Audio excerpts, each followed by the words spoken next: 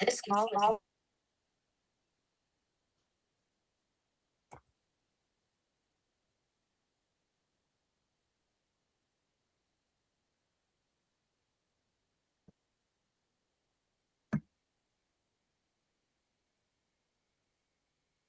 Yeah, dear Chinonso.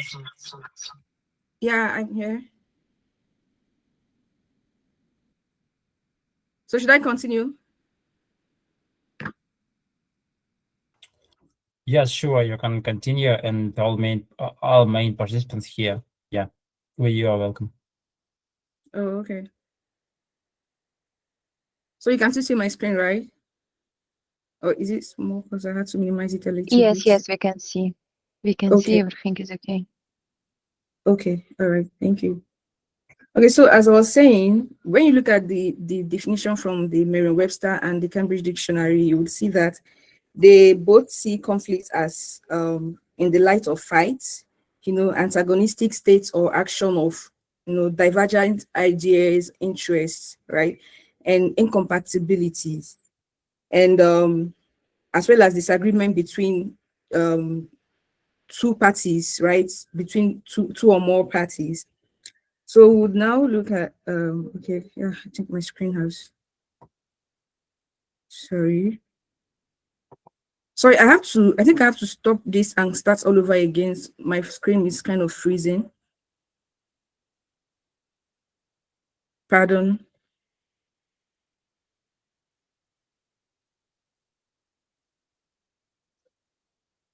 Okay.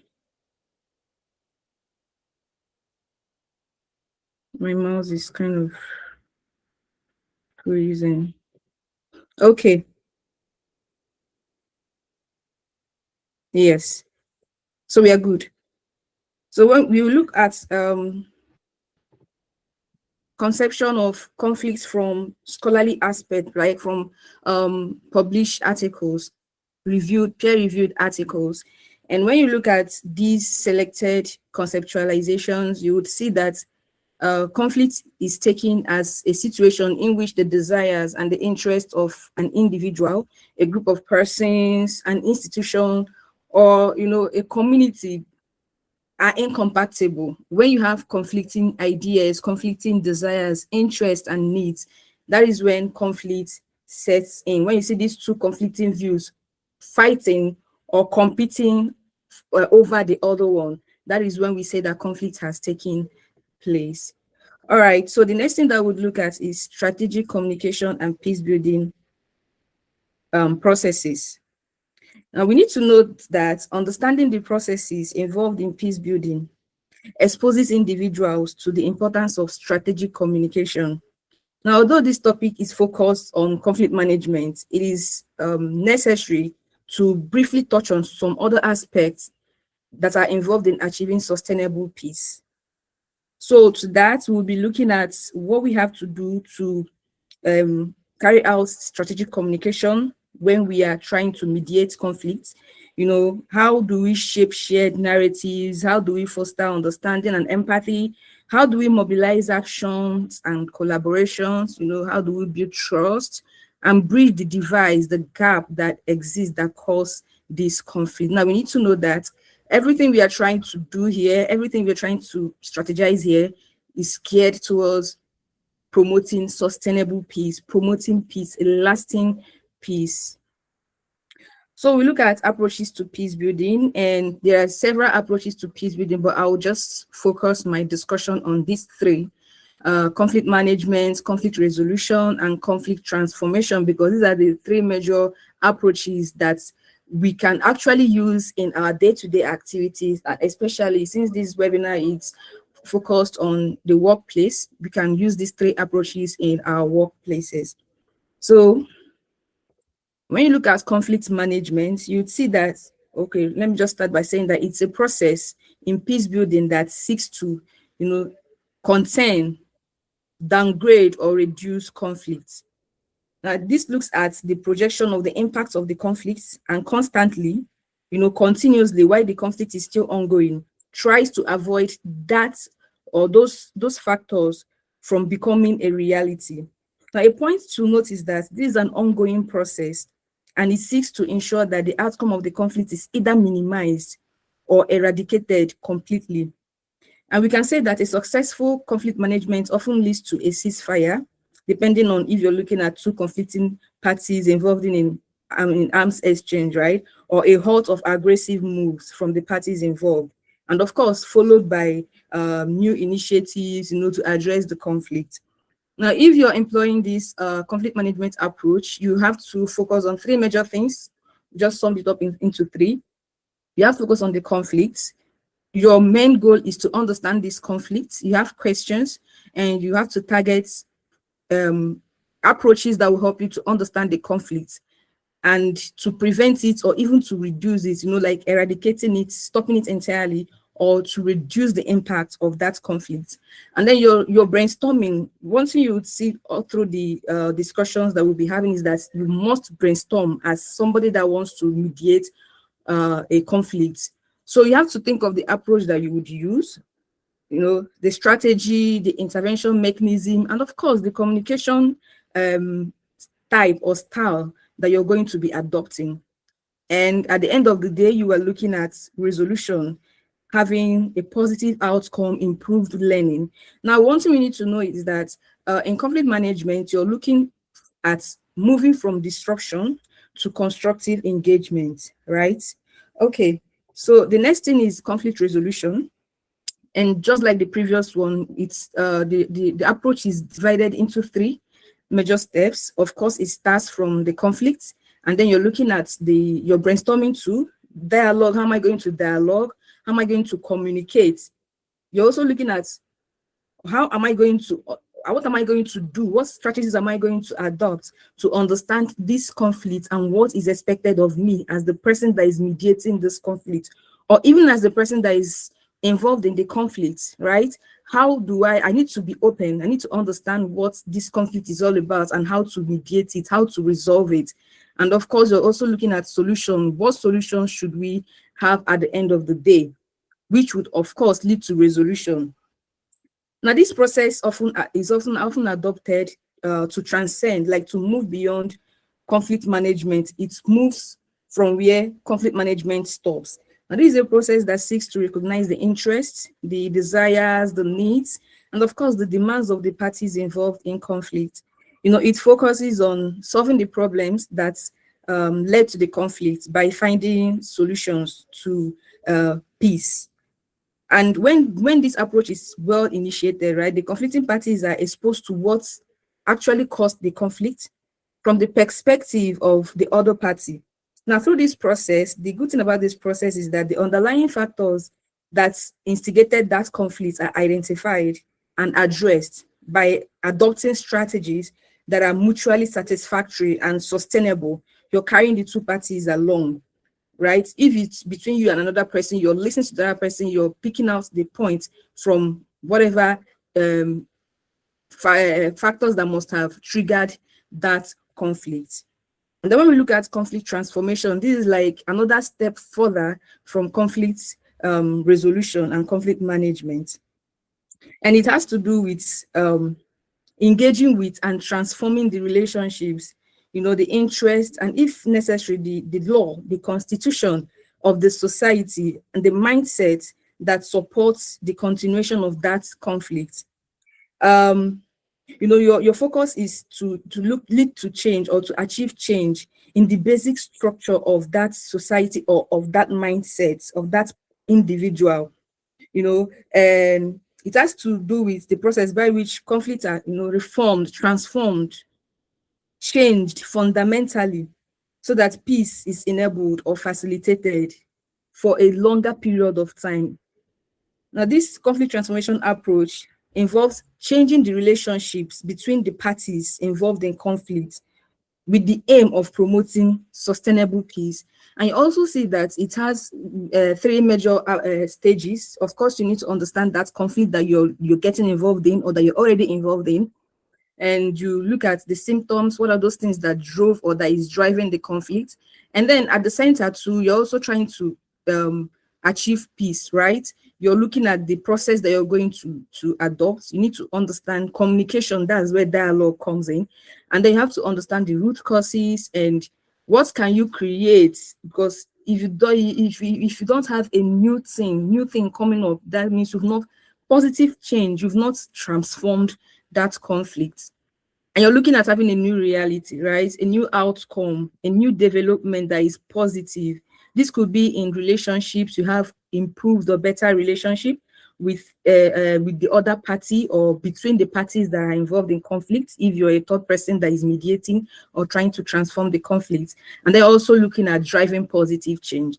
Now, we need to note that in conflict transformation, you're looking at moving conflicts from a state of destruction to innovation and peace. Your target is to innovate, not just to say, okay, let this conflict end, shake hands and go your different or separate ways. No, there has to be a new thing coming out from that process of conflict transformation. Okay, so we also have to notice that the identified strategies or approaches to peace building rely on communication to thrive. You noticed in the illustration at the center of it all, you have communication, you're seeing dialogue, you're brainstorming. Now, whether you are involved in the conflict as a peace specialist, trying to negotiate, trying to mediate the conflict, or as a resource person, if you're consulting for an NGO or for a government establishment, you're trying to mediate, manage, resolve, or transform the conflict. Communication is key to achieving a sustainable outcome, a positive outcome. Now, the focus should be on, why do I have to communicate? Remember that our topic is on strategic communication. Why do I have to communicate? And how should I communicate? Setting your intents, right? So you have to understand why you need to communicate, because this helps you to set your intents. Of course, this intent setting is typically done before you even start involving yourself physically in mediating the conflict. Now, once you understand this, you'll be able to identify how to communicate. Okay, I hope we're still following.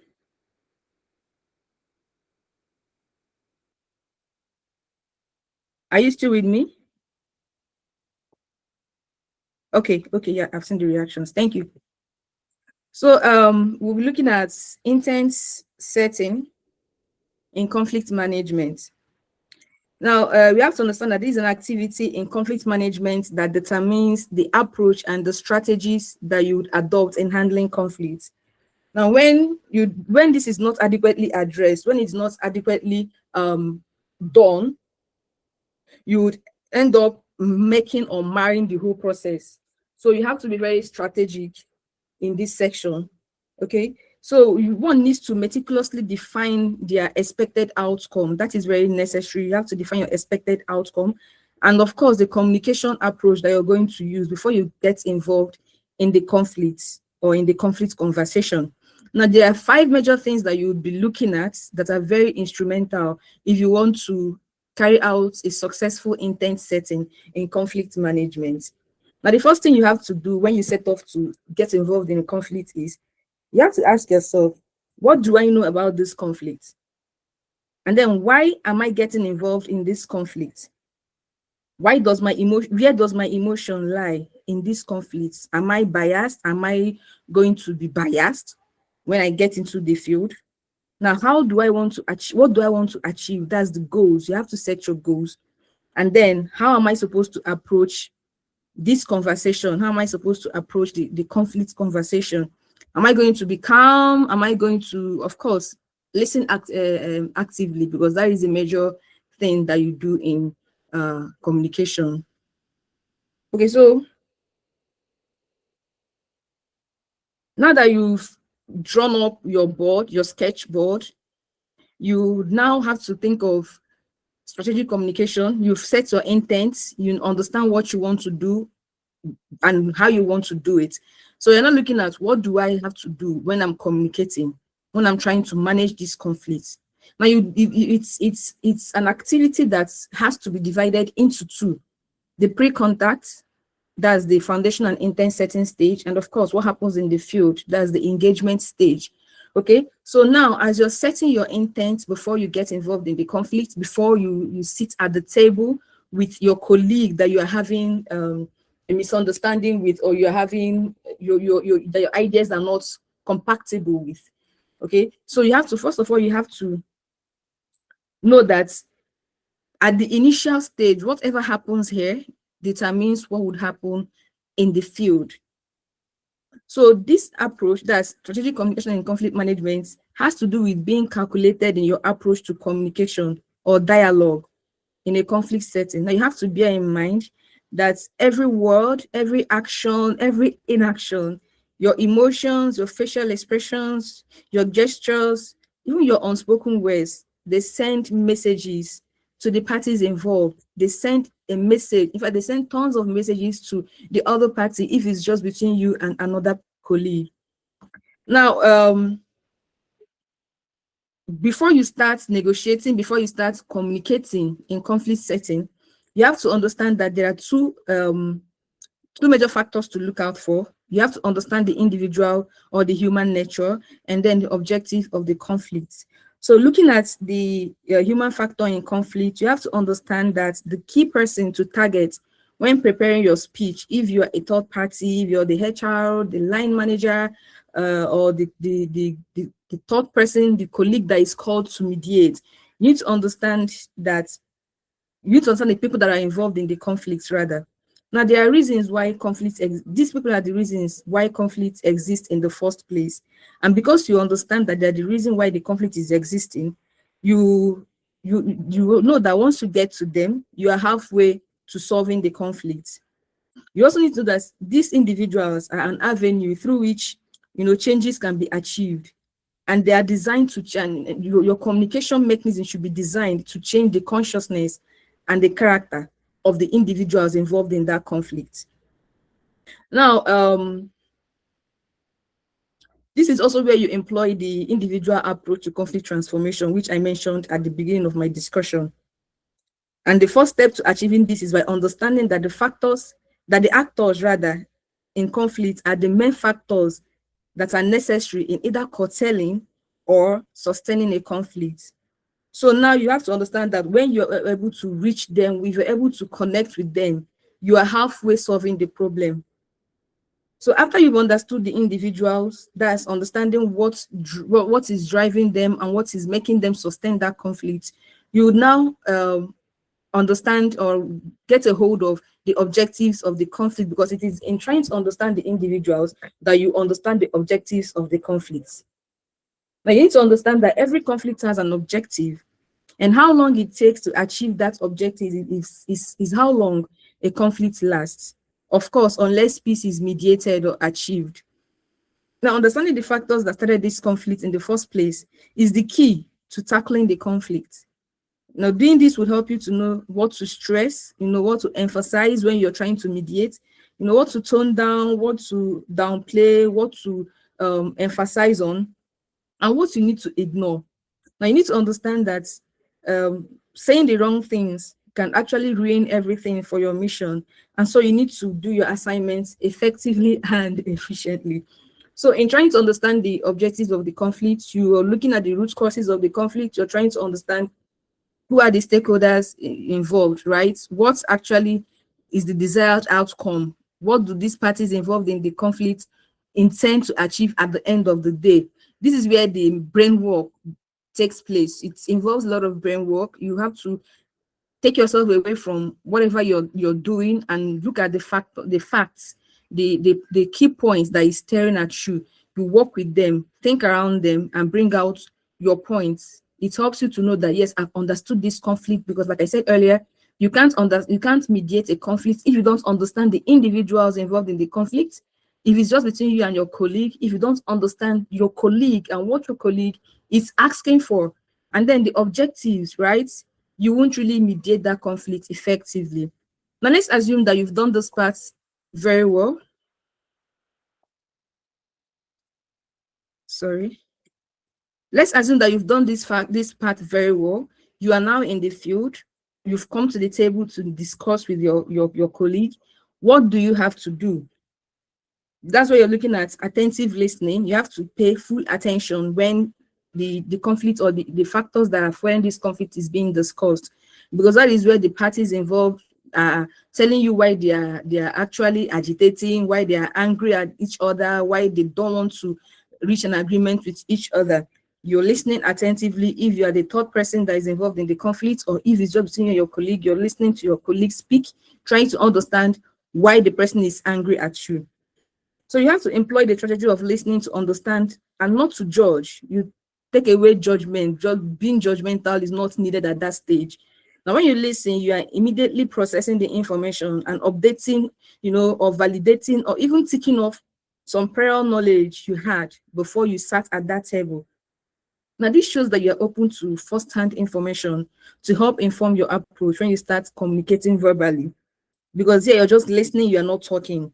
You have to make both parties, if you're the third person that is mediating, to feel heard. And if it's just between you and your colleague, you have to make your other colleague feel heard. And the best way to, communicate that you're flowing with the information that is being shared is by nodding, taking notes, asking questions for clarity. Now, one thing you need to understand is that if you're the mediating party, the third person that is involved in this conflict, any gesture that you show, any reaction you give when party A is airing his or her view, you must duplicate it when the other person is talking about his or her own grievances, right? It's not if party A is talking and nodding, you're taking down notes, and when party B starts speaking, you're just listening without duplicating what you did for party A. Now, when you do this, you see that you present yourself as being unbiased and of not taking sides.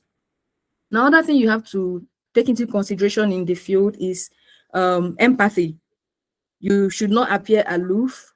You have to make the parties involved see that you actually understood their predicament. You can ask questions like, how do we think, okay, how do you think we can make things work? How do you think we can make things work?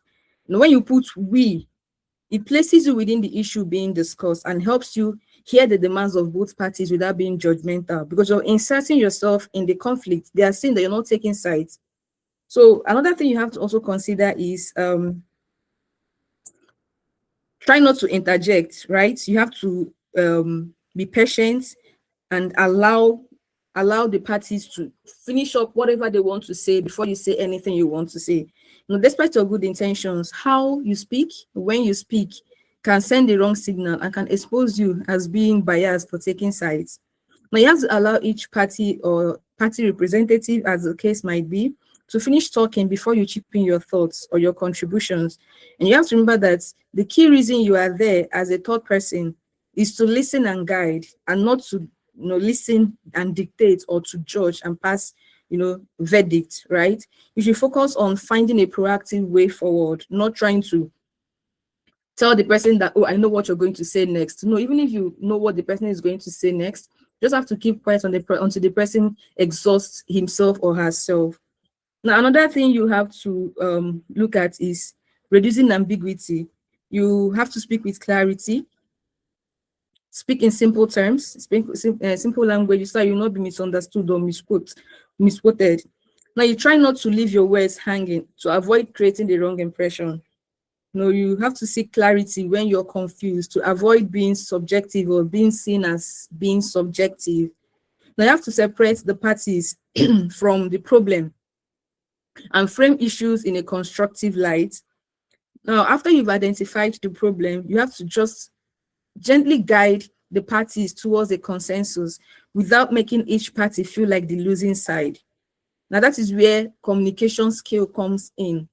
You can use phrases like, now that we've identified and understood our differences, let us find a common ground and move forward. Or now that we've identified our differences, let's try to find a common ground and move on.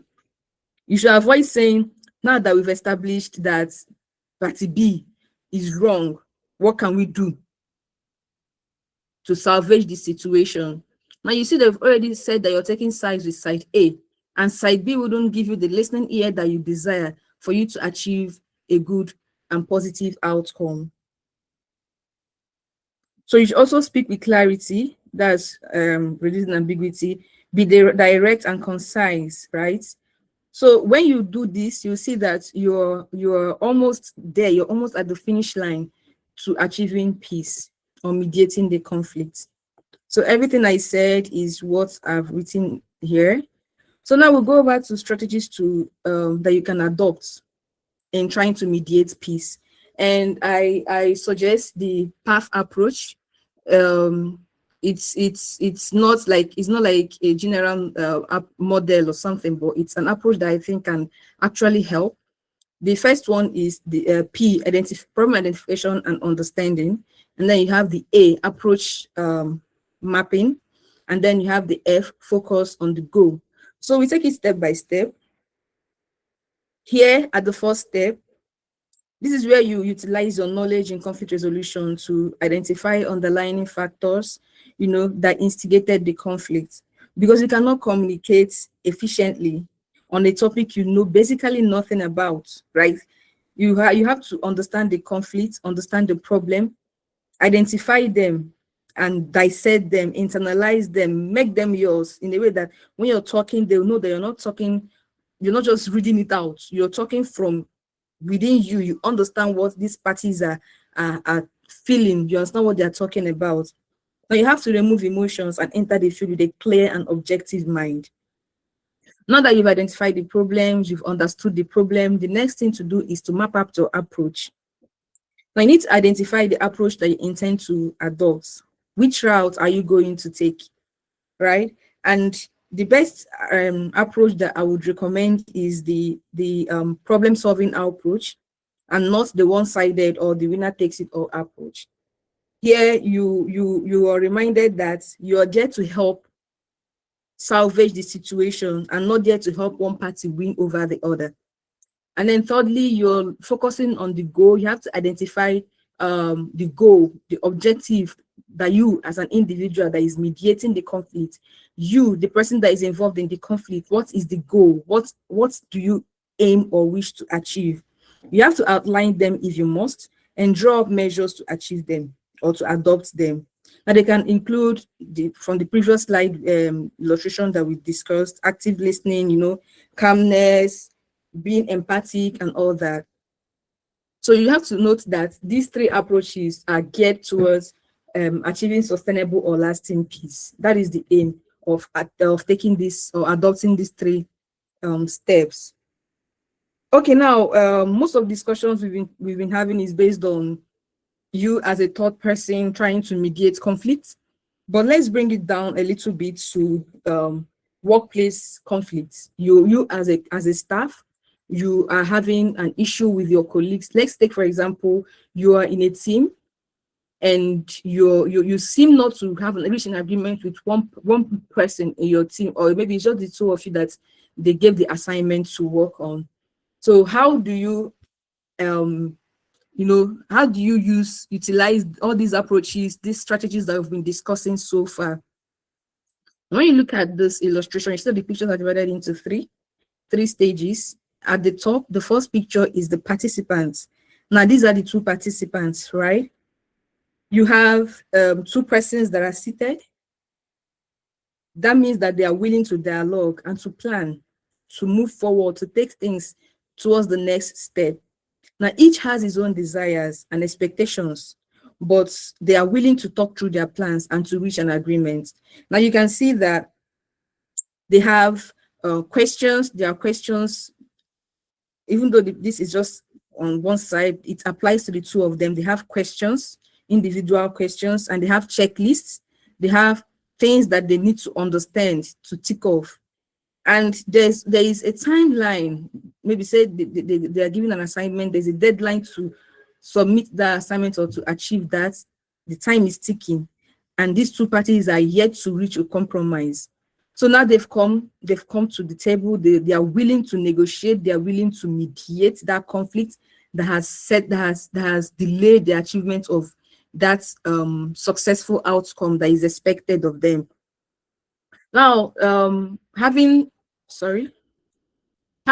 decided to sit and negotiate, the next picture here is talking about the process.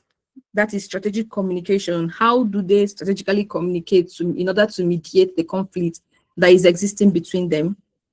Now you see that both of them are engaged in active listening. They are both listening. So this ear icon indicates that they are listening, active listening. And they are sharing ideas. You can see them sharing ideas. The thoughts bubble icon that is here shows that they are sharing ideas from their checklist, listening to each other share his or her own ideas. Now, they're not just listening to the words being spoken, but they're listening to understand the other person's, messages, emotions, and intents. So you should also notice that there's a checklist here. This suggests that they are processing the information despite the ones that they came with. Yeah, they had a checklist already. They are marking out things, validating, striking off things on their checklist. They are processing the information, trying to internalize facts or even mentally organizing what is being said, making it align with their own individual checklist. Now, this signifies engagement and an effort to grasp the details of what is being discussed, of the information that is flowing between the two of them. Now, you see these thought bubbles and the central bubbles, right? They are talking about proactive communication, like I said before. They're asking questions are being raised, and you see that they're trying to get clarity. That is why they're sitting here at this table at this particular point in time. Now, when these activities are done well, it leads to the generation of new ideas. Now, you see this light bulb they've generated, although it was there before, but here, the presence of this light bulb here signifies that, yes, new ideas are being generated and updated. Questions are being asked, of course, and they are being updated. Intent setting is taking place. Active listening is taking place. They are planning. And they have a target. They are trying to map out a target that they're going to work towards. Now, this process leads to problem-solving outcomes, right? They understand, and of course, they understand that time is of the essence. That is why they still have this time icon here.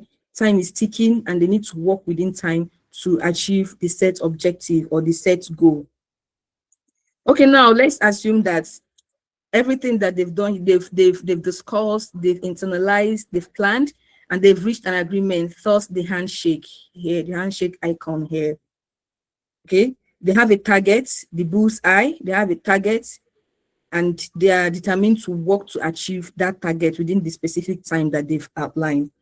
Now, the third picture shows the outcome, alignment and resolution. Now, you see these icons that are floating on top. Notice that some of them there are some new items that has been introduced here. You see the target icon the target icon is here, meaning that they've identified what their focus is, and they've itemized it. They are working towards it. They have their checklist, and they also have their timer there, meaning that yes, they still understand that despite their differences, they've come to the realization that they need to work together to beat the time, the deadline that they've been given. And then you see the puzzle pieces interlocking. These are the different ideas that they had individually or independently before, coming together to fit into one idea, one broad idea. And then you see this arrow, upward arrow, meaning that they have the targets of setting their targets towards a certain direction based on their discussion. They are moving forward and not moving downwards, right? They might have questions, of course, but they have checklists to tick off the questions amicably. And then, of course, you see the handshake icon there, meaning that yes, they've rectified their differences and they are willing to work together. Okay, so we'll look at the I hope I'm still communicating, right? Okay.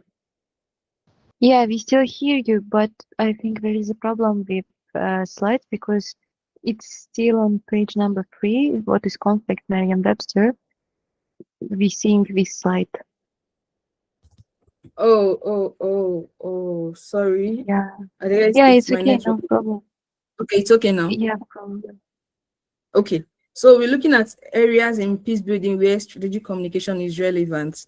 And we'll be looking at 3 major areas, right? We're looking at mediation, we look at arbitration, and we look at negotiation. So looking at mediation, now why I pick these three areas is because we are not looking at conflict management at a broad level.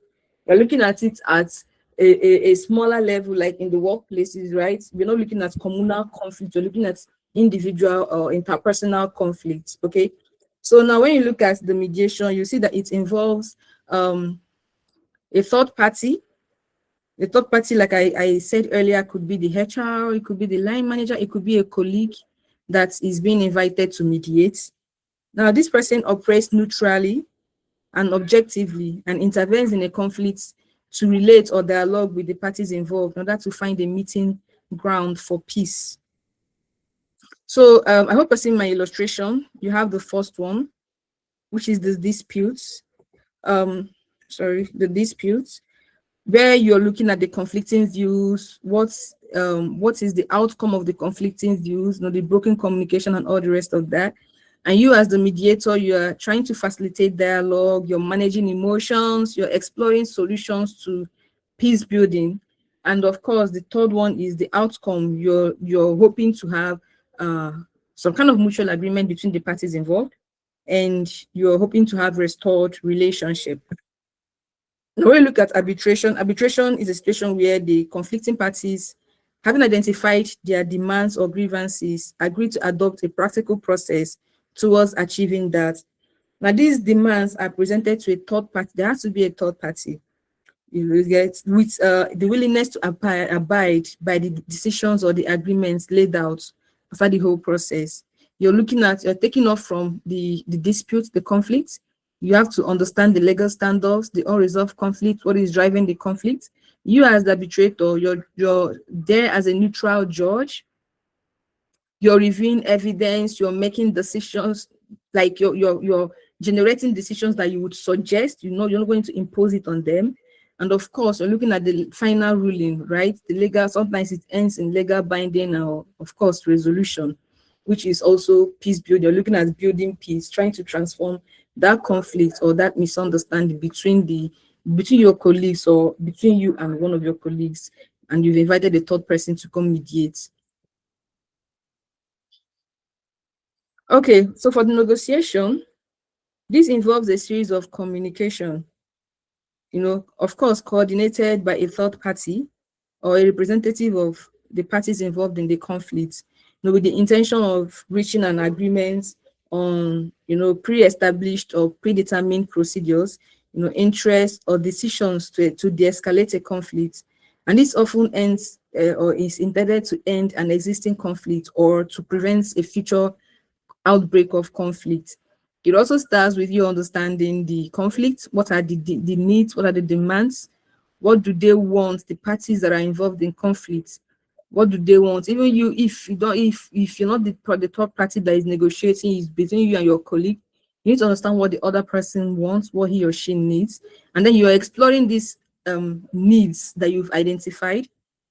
You're listening, you're getting ideas from the discussion that is happening, right? Because there has to be a communication that must take place before you can have a successful negotiation process. And of course, the end product is reaching an agreement, finding solution, maybe let's say modified values or generation of new values, all geared towards agreement, peace, and of course, more improved relationship between the parties involved in conflicts.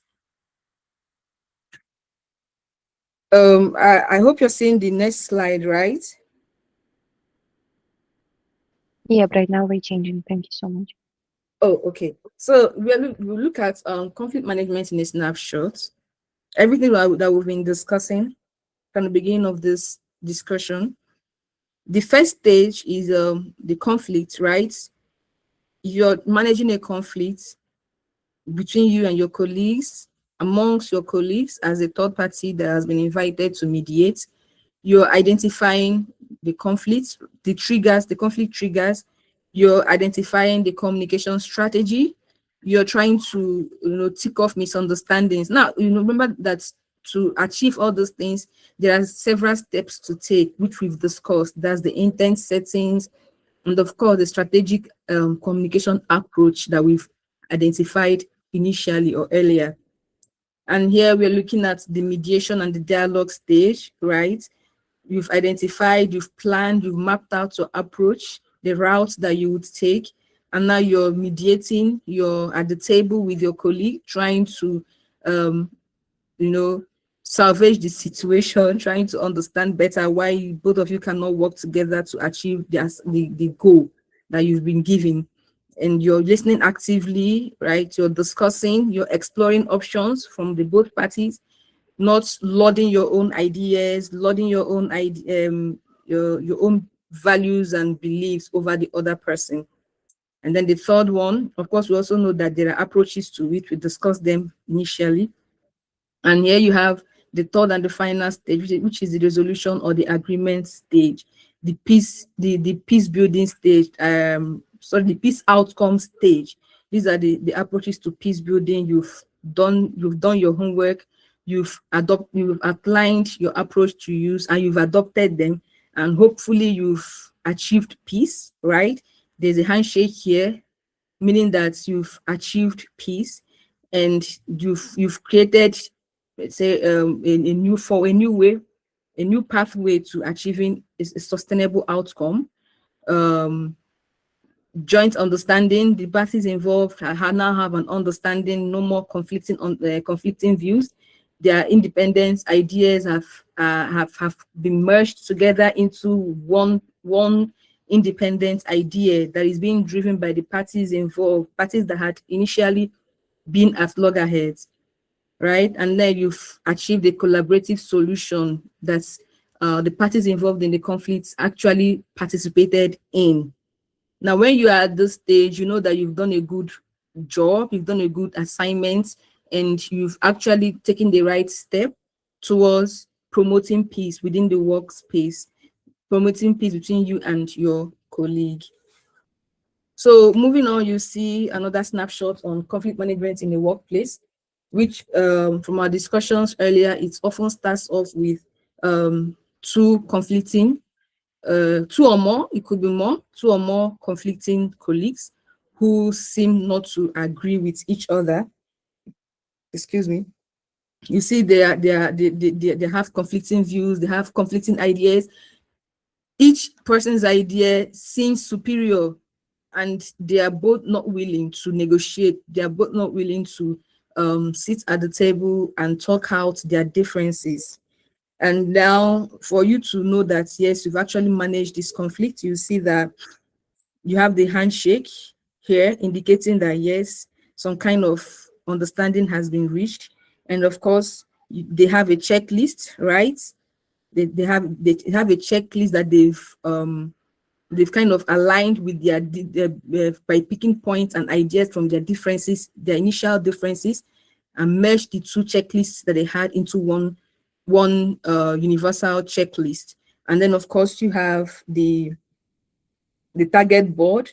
They know what they are looking for. They are working towards what they are looking for, and they have an objective that they've set from the checklist that they listed out, and their target is on achieving it, working as a team and not working as two teams towards achieving that particular goal. That's why you have this target board or this bull's eye.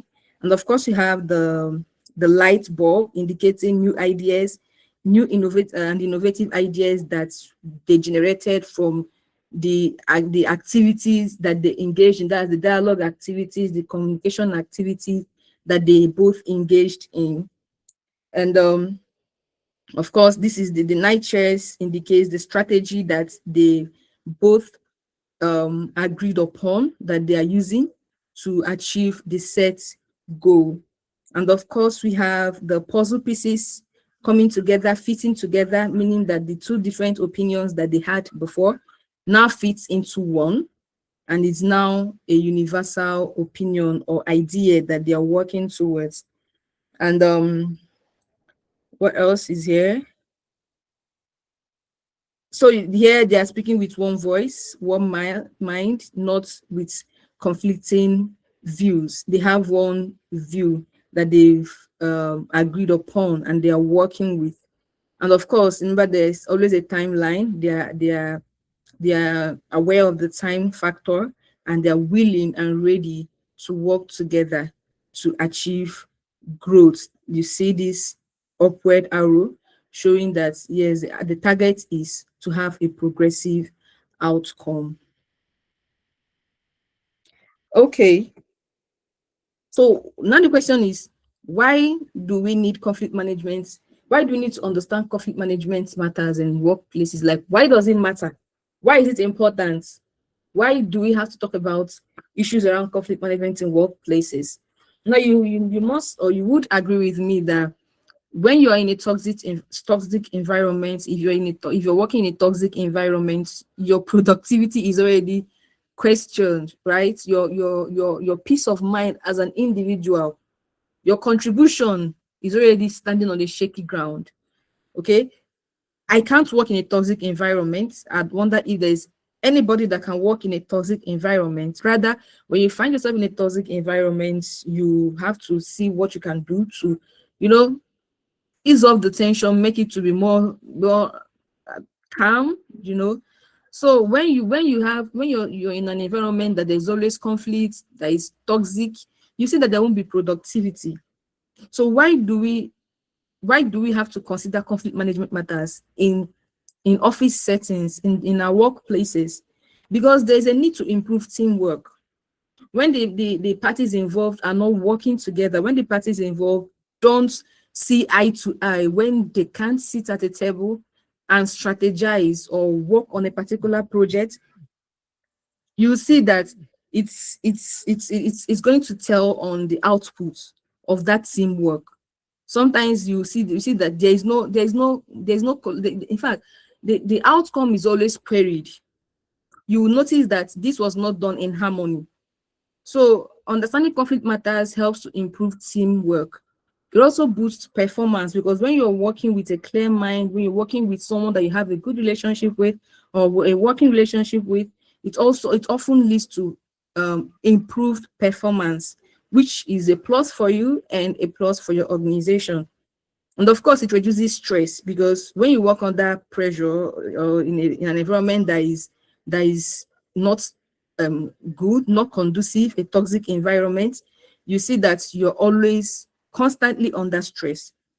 But understanding conflict matter in workplace reduces stress. It's also to understand how to manage conflict when they rear their heads before it becomes a major issue, before it escalates. And of course, it helps you to build trust. Understanding conflict matters helps in trust building, because if you don't have a team that knows how to enhance relationship, you don't have a team that knows how to resolve conflict, you would see that there will be trust issue in that establishment, and that is not good for business. It's not good for the organization. Okay, so in conclusion, we would say that strategic communication, when meshed with clear intent, right? When you mesh strategic communication with a clear intent, that the outcome is often sustainable peace. It leads to sustainable results. Now, this approach helps in interpersonal relationships, even in organizational, communal, or political conflicts. And when these strategies are applied efficiently or effectively, right? You apply the strategic communication approach effectively, you set your intents efficiently, and you see that you would achieve sustainable peace. Now, you also need to understand that when you work towards achieving sustainable peace, you would see that you have, if it's in the workplace, you see that you have a more a calmer environment, you have happy staff, your environment is not toxic, and it tells on the outputs of that establishment or that department. It tells on their output. So I hope that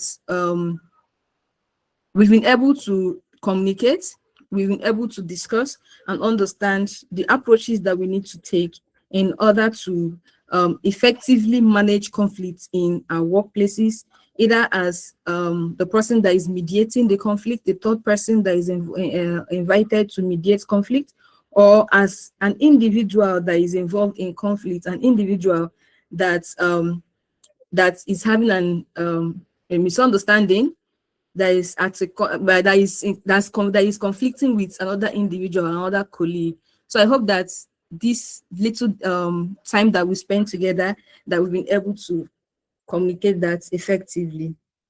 Thank you for listening, and I welcome questions and contributions.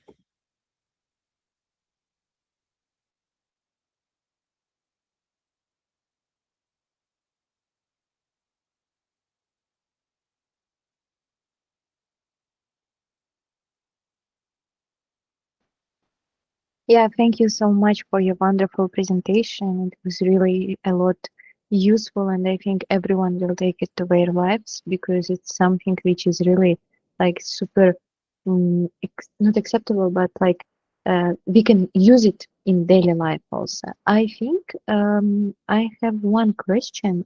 I think it's mostly like will be comfort will be also useful for our participants as well, like it will be super practical. For example, for you as a professional in conflict management also. For example, you came as an intern to an internship to the company, and you realizing that your colleagues, they are kind of like trying to gaslight you, like they are not manipulate you, your colleagues who are in higher rank. What advice can you give to make the relation in this way good? Should we go directly to the manager and tell to them that my colleagues doing something like this, they are bullying me or something, and how to behave in this situation, especially when you are on a position like, let's say, lower position as an intern?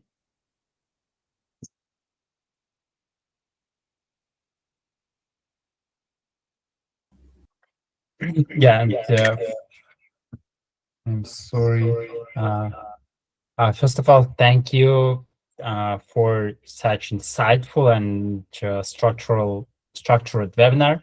And in my opinion, it was truly outstanding. And I personally noted several valuable insights that I will definitely apply, showing my work in our team. And as follow-up question, slightly beyond today's main topic, based on your industry and teaching experience, what personal mindset or habit do you believe most strongly uh, uh,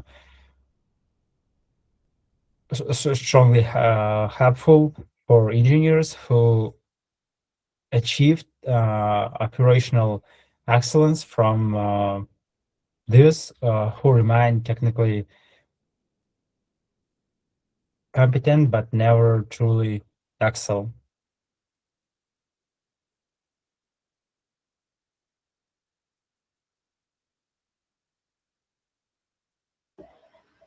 Okay, am I to respond to the question now, or should I wait, collect more questions and then respond?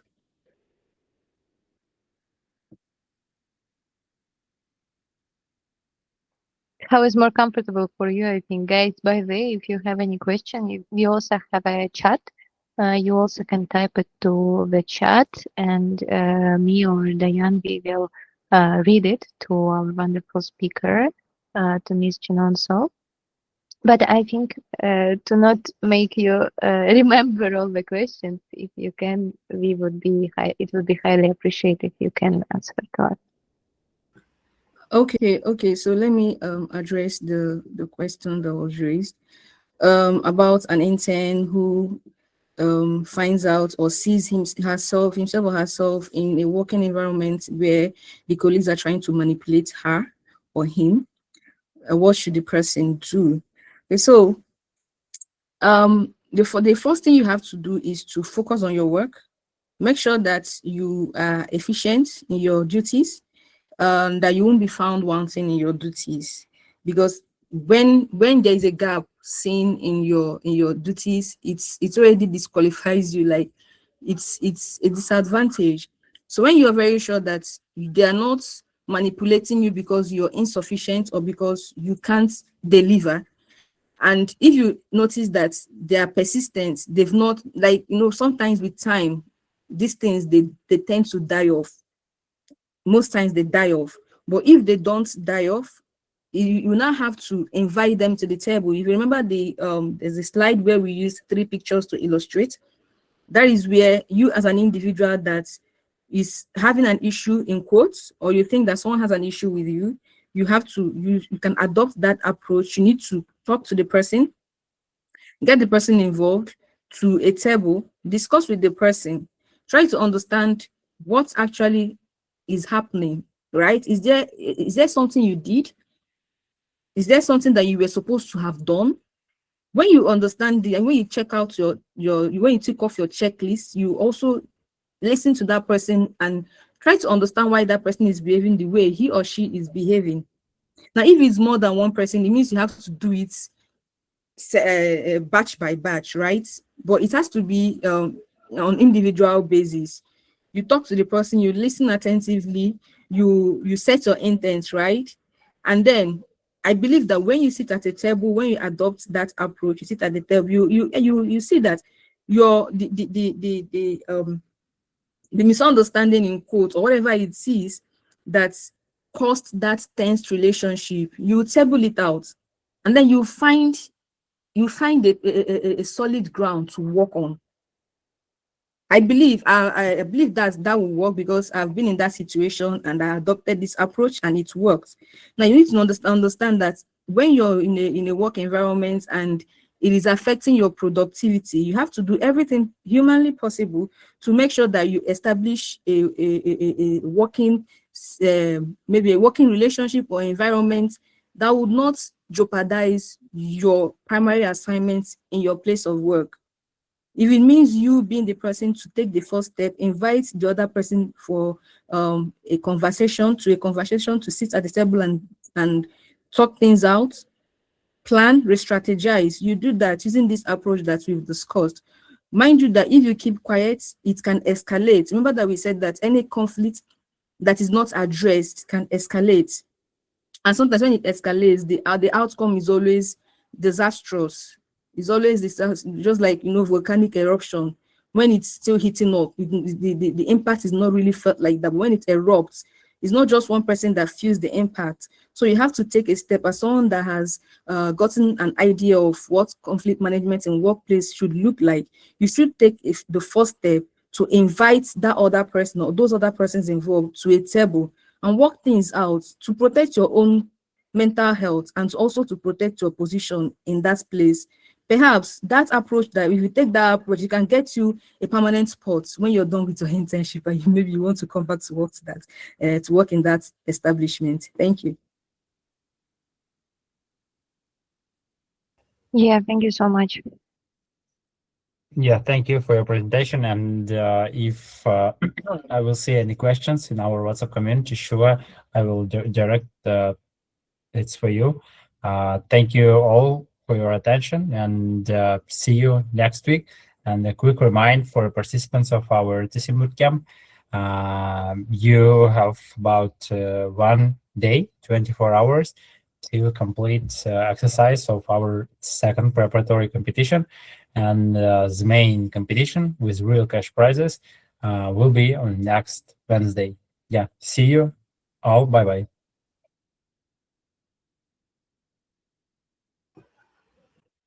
Thank you. Bye.